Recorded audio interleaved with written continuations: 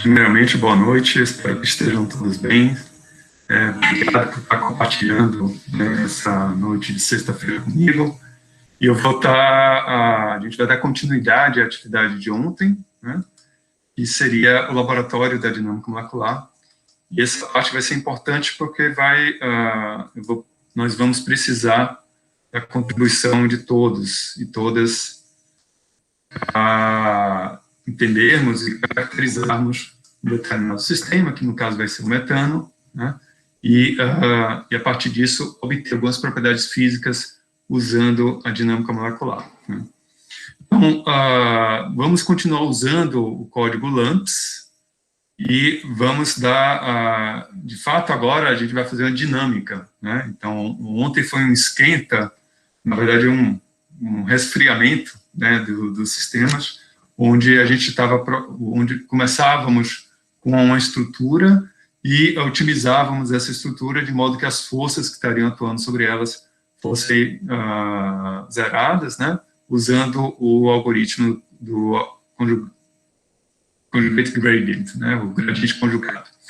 Agora, a gente vai, a partir de algumas dessas estruturas, particularmente o caso do metano, e vamos colocar, né, criar um determinado sistema onde vai representar o fluido, nosso fluido de interesse. Em seguida, a gente vai iniciar a dinâmica, né, e a partir disso obter algumas propriedades físicas.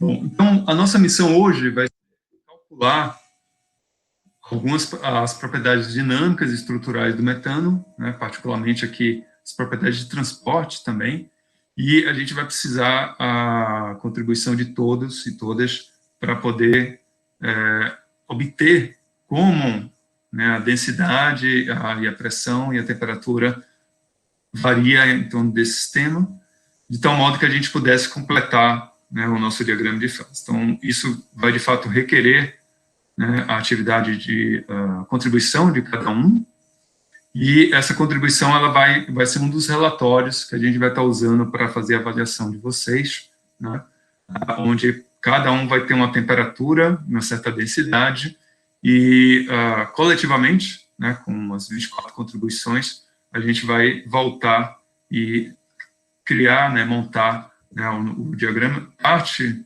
de algumas das propriedades do metano em diferentes condições e as propriedades de transporte, particularmente. Então, a gente precisa de todo mundo para cobrir toda a tabela, a proposta de propriedades, né? Então, vou até mostrar aqui para vocês, antes da gente iniciar Então, a gente deixou preparado uma planilha, né, onde você tem a simulação de 1 a 24, cada um já tem atribuído qual simulação vai estar realizando. Deixa eu tentar ver se...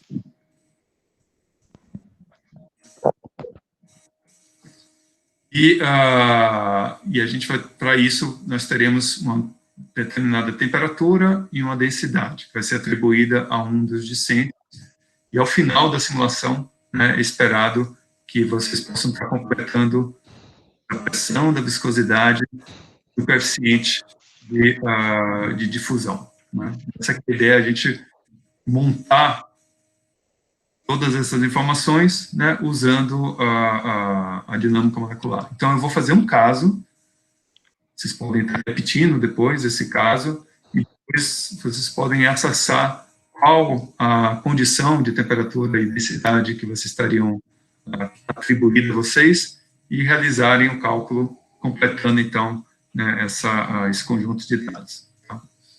Bom, lembrando que a gente queremos fazer uma simulação de dinâmica molecular, que ela tem duas etapas. A primeira, simulação 1, que é a equilibração, e a segunda, né, que eu vou estar chamando de simulação 2, que é de produção, né? Então, dessa forma, a gente vai obter algumas propriedades físicas a partir de uma média nessa fase de produção, né, que é o que nos interessa, e, de novo, lembrando, né, da hipótese ergódica, né? Então, vai ser apenas na condição de equilíbrio que a gente vai poder extrair essas propriedades, né? Bom, então o que vamos estar realizando é caracterizando um fluido, não necessariamente um líquido, e a gente está procurando nessas condições aqui de supercríticas, né? Então, ou altas temperaturas, altas pressões, e faremos, cada um vai estar contribuindo com um ponto ao longo dessa região no diagrama de fases do metano. Bom, tendo essa informação, uma das primeiras coisas que vamos estar obtendo seria a propriedade de transporte, ou seja, a difusão desse metano em relação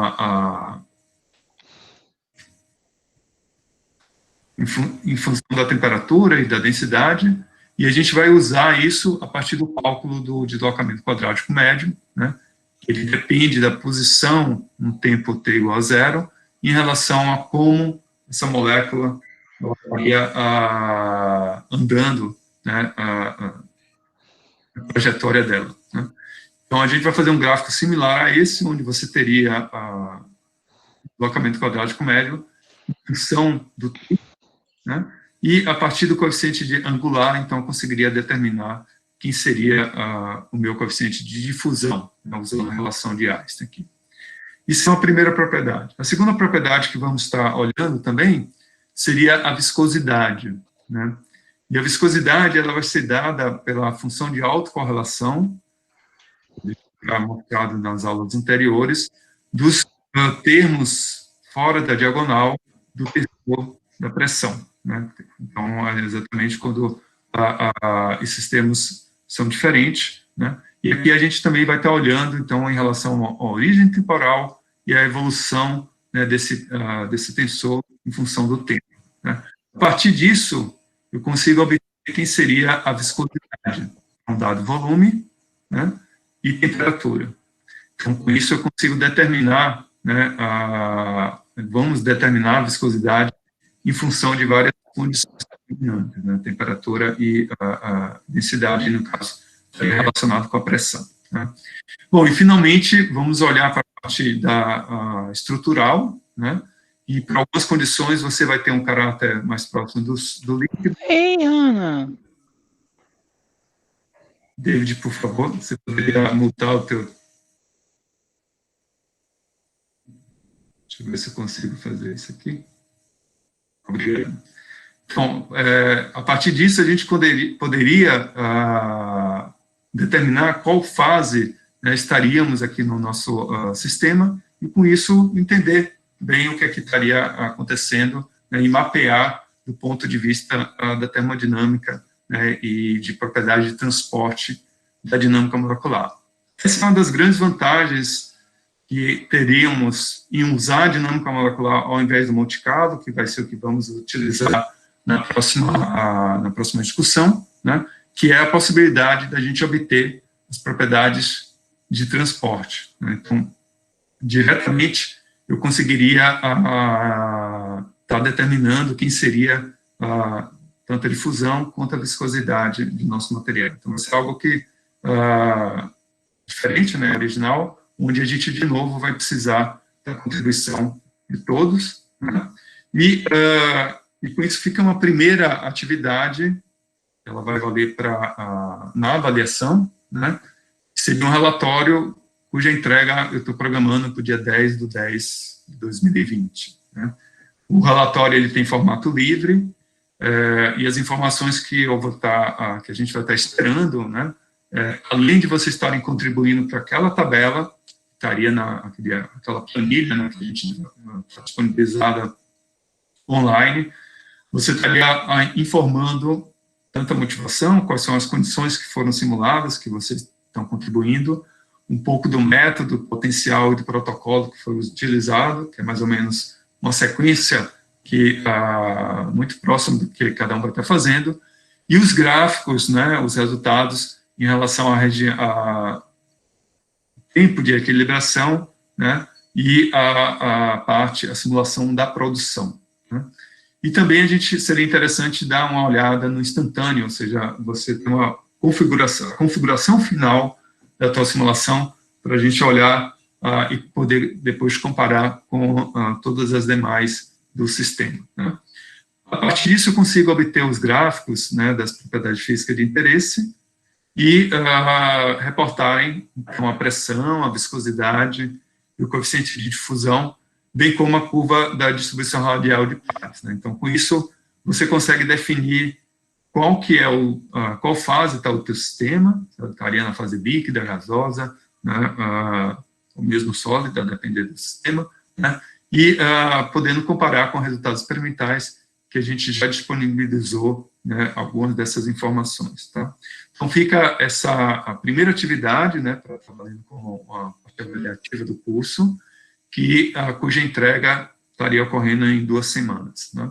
Então, qualquer dúvida, não hesitem em estar nos contactando. Né? E a ideia dessa aula de hoje é exatamente fazer um caso de uma temperatura e uma densidade e que vocês possam estar cada um fazendo um caso distinto, né? E dessa forma a gente contribuir com uma descrição completa, pelo menos na região, né, de altas temperaturas e altas pressões do metano, né? Não necessariamente do fluido metano. Então, essa que é a missão de hoje, né? Então, com isso, se alguém tiver alguma dúvida quanto ao relatório, ou quanto às atividades que estariam programadas, a gente pode conversar um pouco agora, senão eu vou... Professor, por favor. Não tenho dúvida quanto ao relatório, mas eu queria o link do GitLab de novo, para ler lá aquelas informações e tal. Perfeito, eu vou fazer isso, vou colocar no... Se deixar na página do curso seria o ideal, assim, tipo, um lugar está sempre lá fixo na página do curso, a gente acessa e... Podemos colocar lá, no caso,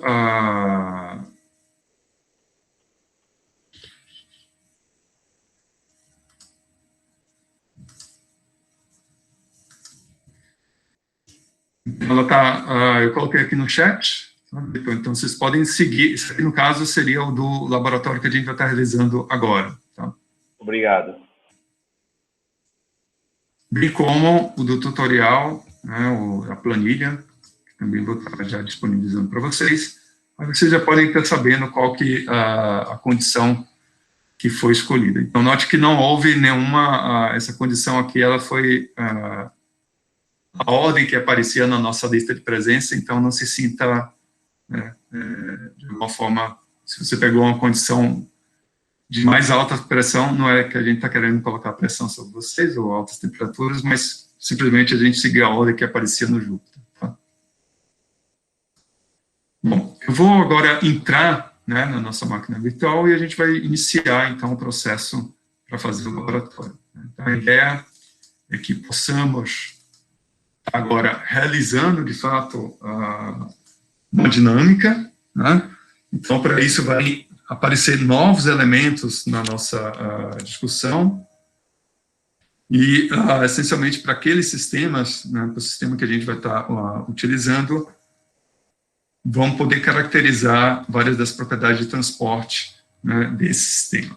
Então, comparado com as simulações que foram realizadas ontem, né, que ela não durava nem a ordem de microsegundos, nesse caso aqui, ela vai durar um pouquinho a mais. Né? Então, a depender do seu computador, possa ser que demore algo da ordem de 20 minutos, meia hora, né? Ou se você tiver, ou até mais, se você não tiver, tiver apenas um processador para estar realizando a conta. Então, tenham paciência, se tiverem dificuldade, no caso da simulação, né, a gente poderia depois disponibilizar, né, alguma outra possibilidade para estar rodando esses casos. Mas ele foi pensado exatamente para ser o mais leve possível e está sendo realizado dentro, né, do tempo da sala de aula, desse espaço que a gente deixou reservado, tá? Então, vamos só...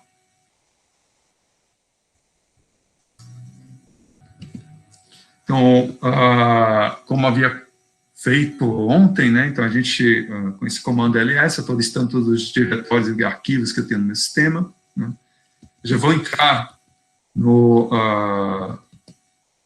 que seria a página, né, dos laboratórios, CNC 2020. E, nesse caso aqui, né, eu havia criado um outro diretório só por uma questão de teste, né, mas a gente pode entrar diretamente no laboratório 3, né, que a gente está realizando agora. Né. Eu só queria... o que está aparecendo na tela para vocês está ok? Ou vocês precisam... Seria interessante aumentar mais o tamanho da letra. Vocês conseguem acompanhar o que está aqui no terminal? Para mim está de boa. Perfeito. Então, se eu der um ls, né, a gente tem aqui vários arquivos e diretórios. Dentre eles, a gente já consegue reconhecer alguns que nós discutimos ontem, né? O arquivo de entrada do LAMMPS, o arquivo de topologia da molécula que a gente vai estar interessado, né? No arquivo que vai conter as informações das atividades. Então, a gente poderia tanto acompanhar, né, aqui dentro pelo README, que é a mesma informação que está no GitHub, né? Então, nas várias condições que a gente vai estar trabalhando, né, no laboratório, bem como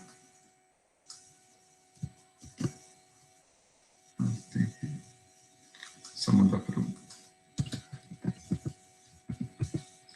alguns outros diretórios, né, que aparecem aqui. Então, só para vocês entenderem o que aqui foi feito, né, nesse docs, ele tem umas informações sobre alguns resultados experimentais que a gente conseguiu compilar, né, são resultados do NIST, bem como de outros potenciais que podem ser usados para descrever o metano. Né? Então, a gente consegue comparar, né, com esses vários sistemas. O outro, esse de images, né, na verdade, seria alguns casos, para esse caso em particular, que eu vou estar mostrando para vocês, né, e que depois vocês podem usar como uma maneira de estar documentando, né, as simulações que vocês vão estar realizando para aquela condição que foi atribuída para vocês. Né. Em seguida, deixa eu dar um clear aqui. Então, vou sair desse diretório e agora eu vou entrar num outro diretório, scripts, que foram alguns scripts que a gente criou para poder ajudar no processo da análise, né, dessas propriedades físicas. Então, você tem para coeficiente de difusão, para pressão, para viscosidade, para você poder plotar, né, fazer o gráfico, né, o GDR e o deslocamento quadrático médio. Então, vamos poder utilizar eles, né, de tal modo que, essencialmente, são informações para ser usadas no arquivo, no código do GNU-Plot, que é uma maneira de você visualizar, né, e gerar um arquivo PDF no arquivo PS. Bom, além disso, né, a gente tem um outro diretório, esse últimos, que é um código em Python. Ele vai fazer um trabalho que antes, no presencial, a gente deixava para vocês estarem fazendo, né, que é essencialmente ir dentro do arquivo de saída do LAMMPS, poder extrair as informações e montar isso. Então, agora, a gente criou essa é uma contribuição do Henrique, né, do Dr. Henrique, para poder extrair já essas informações e fica muito mais fácil de você estar realizando, né, a análise da dinâmica molecular que vai estar sendo gerada aqui dessas simulações. Né. Essencialmente, essa que teríamos nesse diretório. Né. Vou entrar aqui no...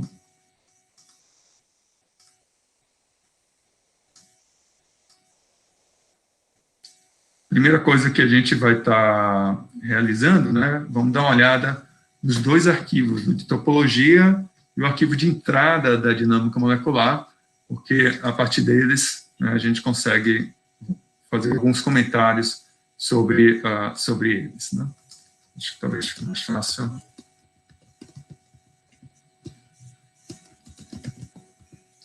Bom, o arquivo de topologia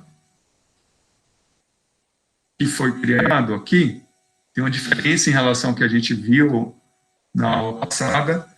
Vai ser ainda o metano, entretanto, a gente vai usar um modelo de único átomo, né, United Atom.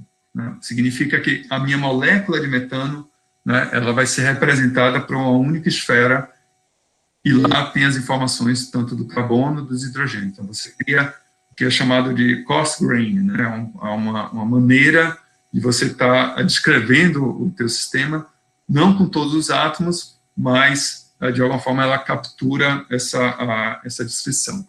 E a vantagem aqui é que, com isso, o custo computacional fica muito mais barato, né? Por isso que a gente optou em estar utilizando esse potencial, né? Se fosse no presencial, usando computadores que a gente teria na universidade, por exemplo, facilmente a gente poderia usar um modelo de all-atom, né? Mas aqui a gente, por conta da limitação computacional, a gente escolheu um modelo muito mais computacionalmente mais eficiente de estar sendo explorado, né? E a diferença é que antes a gente tinha 5 átomos, agora a gente vai ter um único, né? Onde eu vou estar incluindo quem seria aqui, então só tem um tipo, né? E a informação sobre a massa é a informação sobre toda a massa da minha molécula, né? E eu vou ter um potencial tipo Lennard-Jones, com sigma e epsilon atribuído a eles, né? E nesse caso aqui, eu vou estar colocando ele na posição 000. Então, o que eu vou ter, né, seria uma única molécula que está representada por um átomo, né? Mas, ainda assim, todas as interações estão lá embutidas dentro do sigma e epsilon, né, desse potencial Lennard-Jones para o metano, né? Bom, com isso, né, qual que é a ideia agora? Eu vou pegar esse átomo e antes a gente estava olhando para uma única molécula, né? O potencial é o United Atom, o potencial do tipo Lennard-Jones, né? Você essencialmente atribui os valores do epsilon e sigma, ok? A gente vai comentar um pouco mais para frente. Mas, essencialmente, é um Lennard-Jones, onde eu atribuo o epsilon e sigma e epsilon para aquele sistema. A diferença é que antes a gente tinha uma molécula, né, que era composta pelos 5 átomos daquela molécula, e agora a gente está fazendo uma aproximação que aquela molécula vira um único átomo, né? Você vai ver que a gente não tem perda em termos da... por que isso para o metano é interessante? Essencialmente, os hidrogênios do metano, ele interage fortemente com o carbono, né? Então, esse hidrogênio, por exemplo, ele não acaba fazendo ligações de hidrogênio com outras, com as intermoleculares, né? E de tal modo que essa representação, para esse caso aqui em particular, é bastante satisfatória, né? Bom, além disso, o que a gente vai estar fazendo antes a gente estava olhando na minimização para uma única molécula, né? E o que eu vou fazer agora é replicar esse átomo, né, essa molécula de metano, no espaço, né? Então, a gente vai fazer isso usando o próprio input do LAMMPS, né, para poder fazer essa abordagem. Então, dessa forma, eu vou poder escolher, né, e distribuir essas moléculas espacialmente, usando as condições periódicas de contorno, né, e a gente vai usar uma primeira condição, né? Então, para isso, vamos dar uma olhada no arquivo de entrada, né, que teríamos aqui para o LAMMPS, né? Então, ele segue aquela mesma lógica e estrutura que a gente havia mostrado ontem, né? Então, nós teríamos as unidades, aqui são unidades reais, né? Então, quilocal por mol para energia, né? A gente está submetendo o sistema a condições periódicas de contorno nas 3 direções, certo? Eu vou estar atribuindo uma temperatura, né, um volume, que depois a gente vai estar determinando. O meu passo de tempo de integração é da ordem de 1 femtosegundo, E a gente vai usar aqui uma informação que é a semente, para gerar um número aleatório, que essencialmente, né, ele vai fazer a distribuição das velocidades, né, para aqueles meus sistemas. Certo? Então, tem algumas informações quanto ao cálculo da viscosidade, que é exatamente como está calculando aquela correlação, né, a função de correlação, o intervalo de amostragem que vai estar sendo feito a x passos, né, e algumas informações só para a gente chegar isso aqui foi um presente aí que facilita a vida de vocês, para colocar em unidades, né, que depois a gente possa diretamente já estar incluindo em nossa tabela, né. Aí vem, aí respondendo mais diretamente a questão da pergunta do Lauro, né, então, o campo de força, ou potencial interatômico que a gente vai estar utilizando, é um potencial do tipo Lennard-Jones, né, onde você tem um corte da ordem de 12 angstroms, e aqui a gente vai incluir um efeito, né, que são correções para quando esse potencial vai a zero, né, então esse corte não necessariamente é quando as energias sejam zero, ou sejam zero, e aí você precisa fazer essa correção, né. Então, se há alguma dúvida quanto a como é que é implementado essa modificação, né, uma correção de longo alcance, isso está documentado no manual do LAMPS. Tá? Bom, então ele vai ler, vamos ler, isso aqui é uma parte importante, que é diferente do que a gente havia feito ontem, ele vai continuar lendo o arquivo de topologia, que tem então aquelas informações, né, aqui nesse caso a diferença é que a gente tem um único átomo, que estaria representando a minha molécula, e eu vou fazer uma coisa diferente, né? Eu poderia estar lendo as posições, né?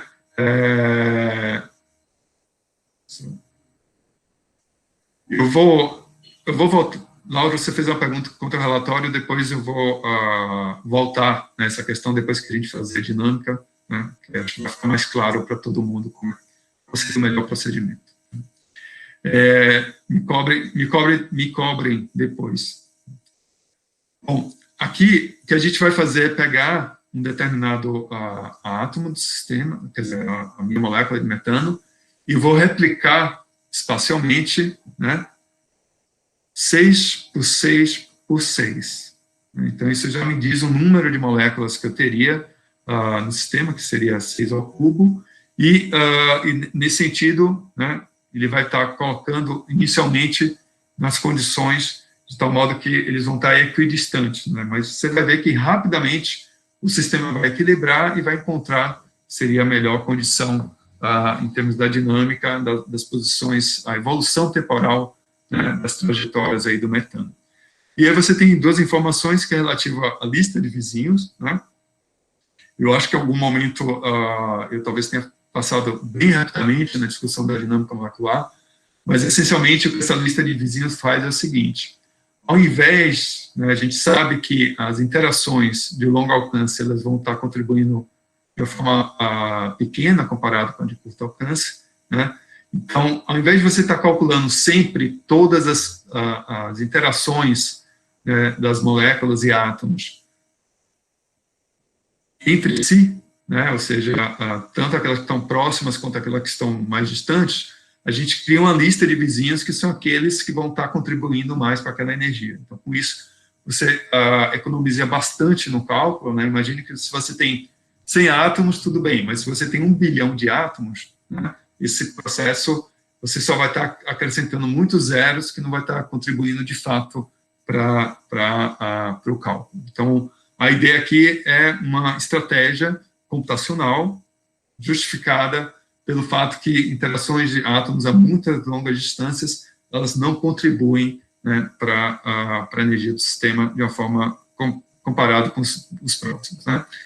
Bom, então a gente atribuiu um grupo, que é o metano, né, e vou inicializar a minha velocidade, né, as velocidades dessas moléculas, a partir desse comando, né, onde eu vou ter, dado uma temperatura de interesse, e dada a minha semente, que foi o meu número gerador de números aleatórios, vai ser criada uma distribuição do tipo gaussiana, né, como a gente viu, similar ao que a gente teria para o Maxwell-Boltzmann, né, de tal modo que a temperatura inicial, né, do sistema ela já é igual à temperatura alvo, né? Então, eu vou ter uma distribuição de velocidade que vai representar aquela temperatura. E a gente vai partir para duas partes, para duas fases do processo, né? Então, a primeira fase é uma fase de equilibração, né? Então, nesse caso, a gente vai usar o algoritmo de Velocity-Verlet, que é o default do LAMMPS, né? Então, vou estar integrando as equações de movimento a partir desse algoritmo, né? E, em seguida, a gente vai estar calculando algumas informações, vamos pedir para imprimir as informações que vão ser úteis, né, para a nossa análise, né? Então, seria o passo, a temperatura, a energia cinética, kinetic energy, the potential energy, the total energy, a pressão, né, e outra informação que vai ser útil depois para a viscosidade. Bom, em seguida, a gente vai estar, então, essas configurações vão estar sendo impressas num arquivo que a gente vai conseguir monitorar, né, usando, por exemplo, o VMD. Eu vou fazer isso aqui, vou mostrar para vocês. E a informação que vai ser escrita lá vai ser qual tipo de espécie química, né, o tipo e as posições XYZ daquele sistema. Então, a identidade, desculpa, né, qual é o número que você está associando para aquela molécula, o tipo dessa molécula e as posições XYZ. Vamos realizar um cálculo ANVT, ou seja, o número de partículas, volume e temperatura constante, para um determinado número de passos, nesse caso aqui, 100 mil passos, né? Então, a gente está fazendo 100 mil passos, cada passo é 1 femtosegundo, né? Significa que a gente está olhando aqui por 100 picosegundos da nossa simulação, né? E, finalmente, ele vai estar escrevendo, né,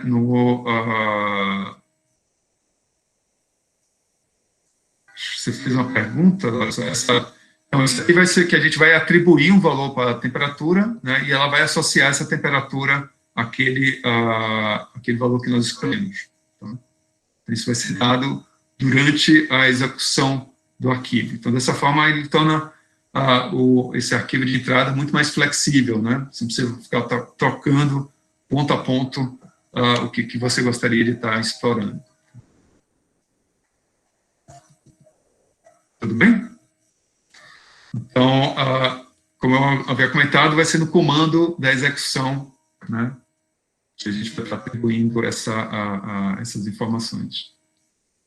Isso torna muito mais flexível e você pode fazer em batelada, né? Você pode fazer uma série de cálculos, né, de tal modo que facilite, né, a prospecção, né, do sistema. Então, e, finalmente, ele vai escrever, né, o arquivo de topologia ao final da equilibração, né? E a gente vai entrar agora na fase de produção. Então, só lembrando, por que foi feita essa divisão, né? Essa divisão ela é feita exatamente respeitando essa ideia. Vamos usar um certo conjunto de passos para fazer com que o sistema equilibre do ponto de vista de temperatura, né, na condição de volume constante. Né? A condição de volume constante é importante para a gente poder calcular as propriedades de transporte, né? E a relação que a gente vai ter em termos da densidade, né? Então, se eu tenho um volume constante, a minha densidade é constante, né, se o número de partículas for igual, e, portanto, quem vai estar variando é a pressão. Então, o que a gente vai estar obtendo é quem seria a pressão média para uma determinada densidade que foi atribuída para vocês. Então, essa é a ideia da gente poder mapear, dentro desse diagrama, essa região de altas temperaturas, altas pressões. Beleza. Então, continuando, nós começamos aqui a fase de produção, né? Aqui só algo para... É como se eu tivesse zerado minha origem temporal, né? Eu passo a partir do momento que está equilibrado, e agora eu vou fazer, né, um processo de produção onde eu também vou estar acumulando as trajetórias daquelas moléculas, né, e guardando nesse arquivo chamado dump production. Ele tem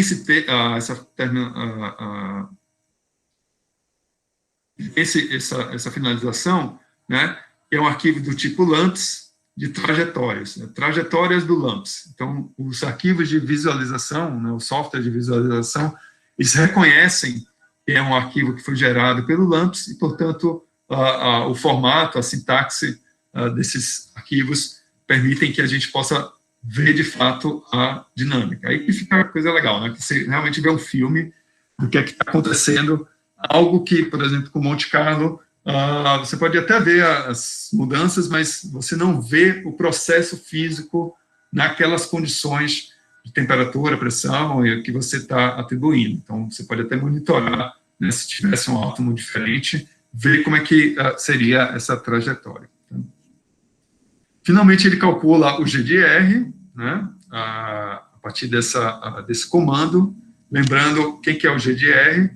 Nosso GDR é a função de distribuição de pares, e ela serve para nos indicar qual é a probabilidade de encontrar um determinado conjunto de átomos ou moléculas a uma certa distância, né?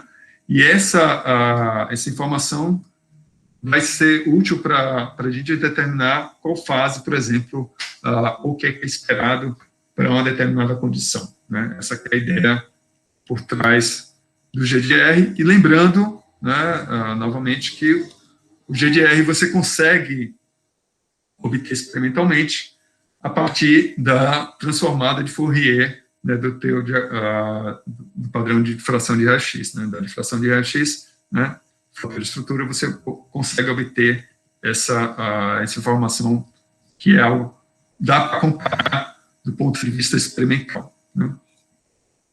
Bom, então aqui ele vai estar acumulando e que vai ser útil para a gente calcular as velocidades, né. Note são os elementos fora da diagonal, né, do tensor-pressão, acumulando isso vai ser calculado ao longo, né, da dinâmica, né. E aqui a gente vai usar quase 2 milhões de passos. Então, acho que ele vai ser sempre um múltiplo daquilo que a gente tiver feito, não sempre, né, mas aqui foi colocado de tal modo que fosse um múltiplo do tempo de simulação da produção em relação ao que foi definido acima, né.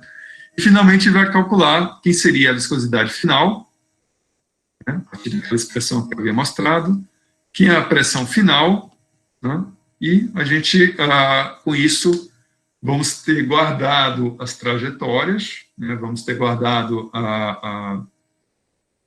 as informações sobre a viscosidade, a pressão, né, e determinado também, né, vai ser possível determinar quem seria o volume, ou melhor, a pressão para uma determinada densidade ou volume que eu vou manter constante no meu sistema, né? Então, com isso eu consigo caracterizar completamente esse sistema para esse dado potencial, né, para esse dado, no caso aqui, do metano, né? Então, comparado com o que a gente havia visto ontem, né, então o nosso arquivo de entrada, ele contém as mesmas informações gerais, o campo de força, né, da topologia, mas em seguida agora a gente está adicionando essas duas partes, que é uma fase de equilibração e uma fase de produção, né.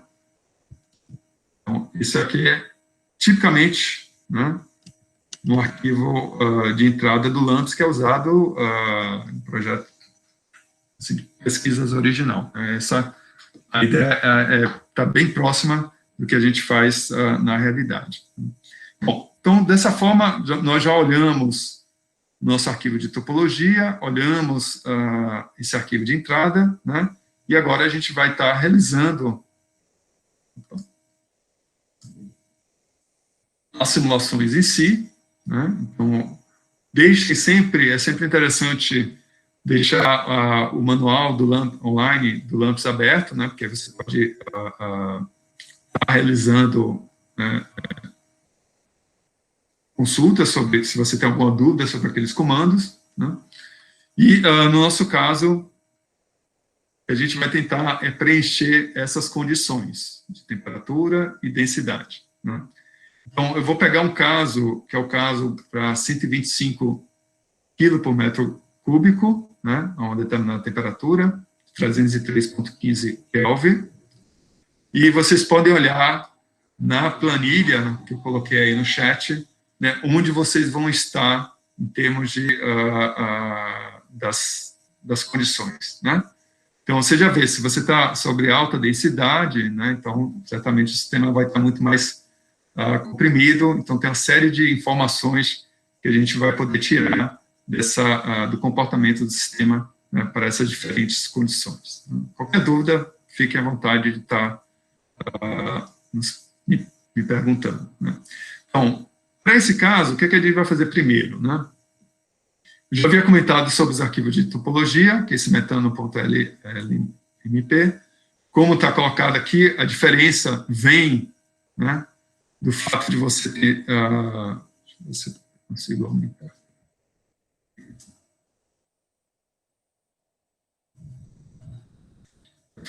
Melhor para vocês, né? Então, a gente vai estar usando esse modelo de United Atom, né? E essencialmente vai ser um potencial do tipo Lennard-Jones, onde eu vou conseguir estar realizando aqui minha simulação de dinâmica molecular com esse campo de força, né? Então, o que a gente havia comentado, eu também havia comentado, que no arquivo de entrada, né, tem um comando que eu replicava 6 por 6 por 6, né?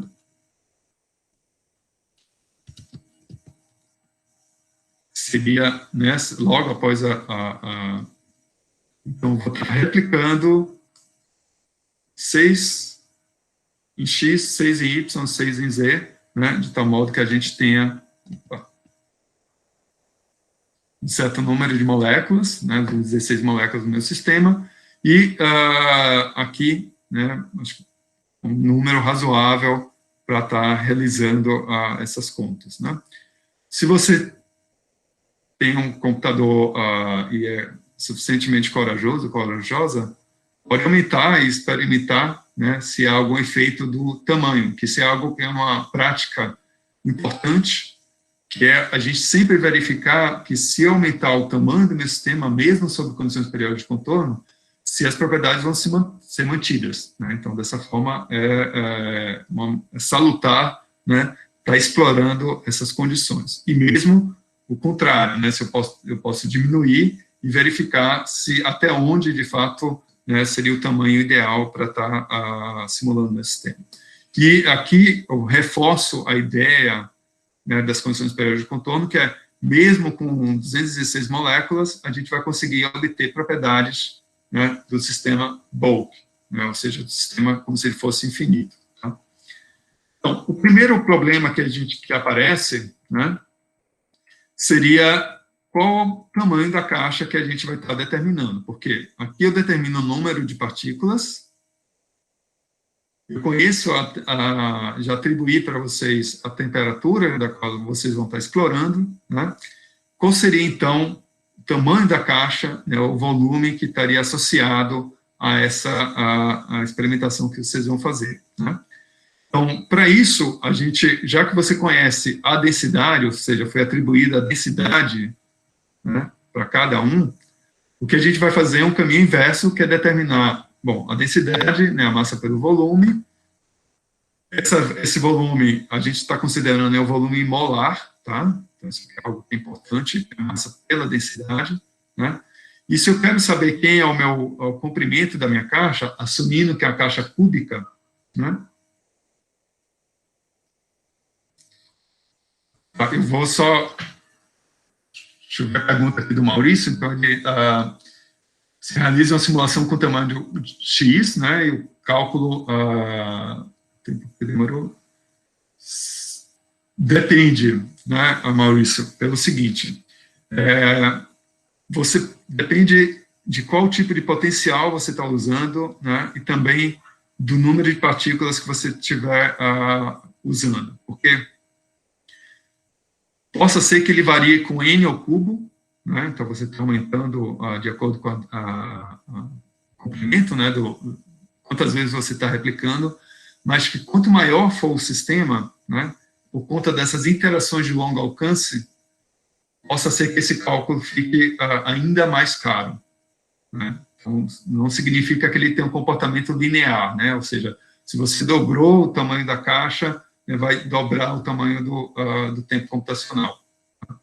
Isso vai depender de quais aproximações vai estar sendo colocadas, principalmente para estar tratando das interações de longo alcance, que, na verdade, são talvez as mais difíceis, né, computacionalmente, de estar se lidando. Tá? Mas, em princípio, você pode pensar que sim, né, se ele tem um comportamento linear, é algo que é importante fazer, né? Um outro ponto que também queria chamar a atenção, que é, dado uma das grandes vantagens do LAMMPS, que está relacionado à pergunta também do Maurício, que é o fato de você ter uma boa paralelização, né?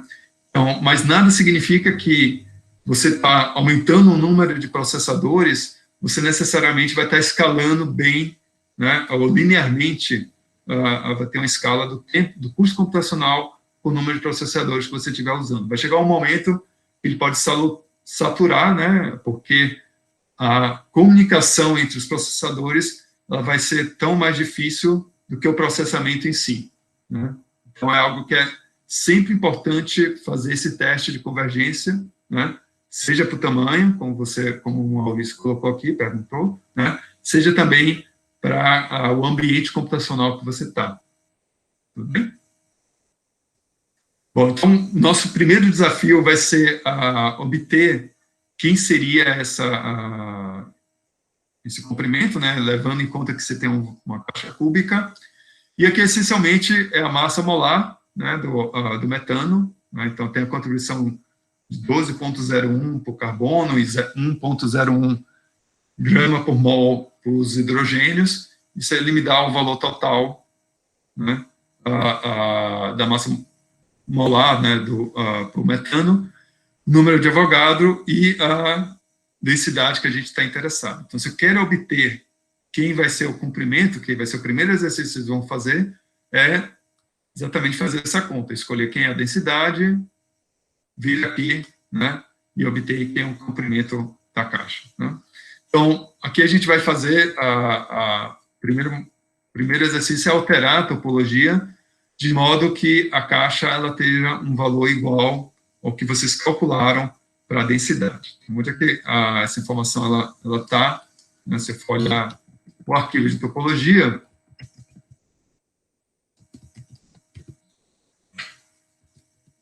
ela está exatamente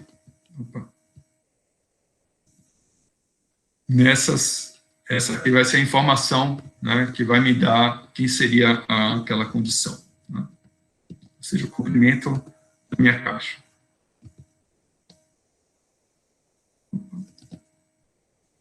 Bom, dessa forma, né, a gente conseguiu, né, obter quem seria comprimento equivalente àquela densidade que a gente vai estar querendo estudar, porque eu vou estar fazendo a NVT, ou seja, o número de partículas, volume e temperatura, né? E agora tem algumas informações aqui quanto ao coeficiente de alta difusão e a relação de Einstein, que eu já havia mostrado para vocês, né? Essencialmente, essa relação que a gente vai estar calculando vai ser o deslocamento quadrático médio. Vamos fazer um gráfico muito similar a esse, em função do tempo, né? E o coeficiente angular, ele vai nos dar quem seria, dividido por 6, né? Ele vai nos dar quem seria o coeficiente de difusão, né? Então, olha que interessante aqui, eu consigo prever quem seria o coeficiente de difusão a partir, simplesmente conhecendo, né, as posições atômicas em função do tempo, né? Bom, você fazer isso experimentalmente é um desafio enorme. Aqui vai ser relativamente fácil, né, resolvendo ou calculando, né, esse sistema. Isso vai ser feito por aquele gráfico que eu havia comentado, e no caso da viscosidade também, né, a gente vai usar as relações de Green-Kubo para poder calcular a função de correlação entre os termos não diagonais da pressão, né? Da onde vem essa expressão, depois eu vou deixar disponível, tanto no Disciplinas, né, a derivação dessa função resposta, né, que ela envolve essencialmente você estar olhando, né, para a relação, né, a função resposta em termos dos termos da pressão, não diagonais da pressão. Bom, o que a gente vai fazer agora é olhar para dentro daquele arquivo de entrada, né? Aqui tem a informação sobre aqueles vários pontos que eu já havia comentado para vocês, e o que a gente vai estar realizando, então, é o nosso cálculo, né?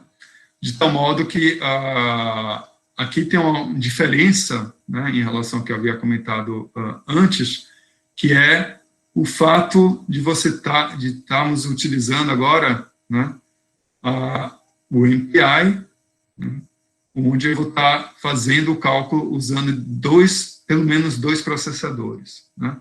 Você pode testar o que seria o Lauro fez uma pergunta aqui, Lauro, em relação a esse.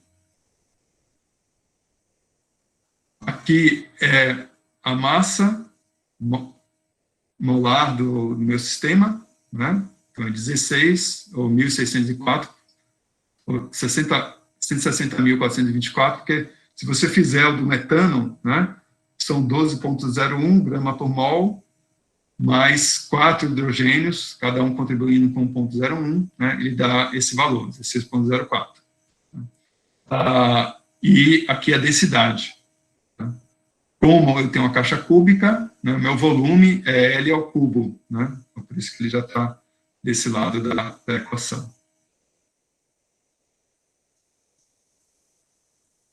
E o número, como você está tratando a massa molar, né, então você sempre está fazendo em relação ao número de Avogadro. Tá?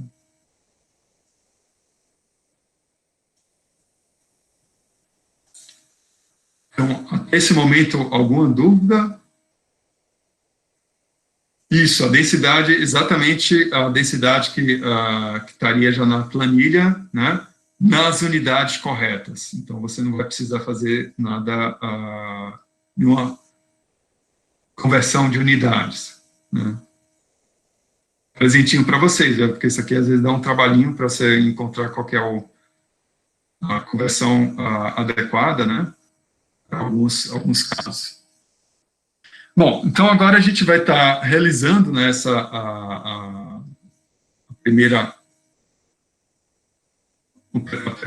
essa simulação em si, né, e eu recomendaria a vocês estarem olhando, realizando, se você tem mais de um processador, né, estar realizando em mais de um processador, senão ele só vai ser mais, o que precisa é apenas usar esse comando aqui, né, liberando os demais, de tal modo que você possa estar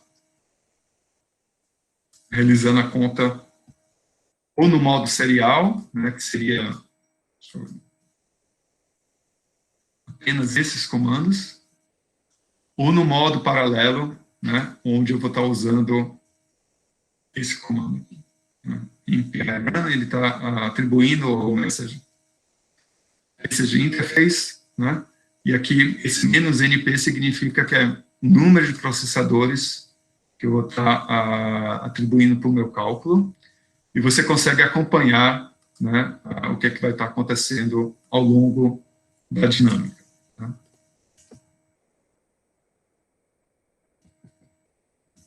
Então, vamos voltar lá. Então, antes da gente iniciar o cálculo, alguém tem alguma dúvida? Gostaria de perguntar até esse momento?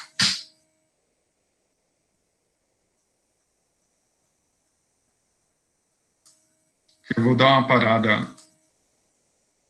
Vamos dar um intervalo de 5 minutos, né, que eu acho que o vídeo fica legal de começar com a conta. Né?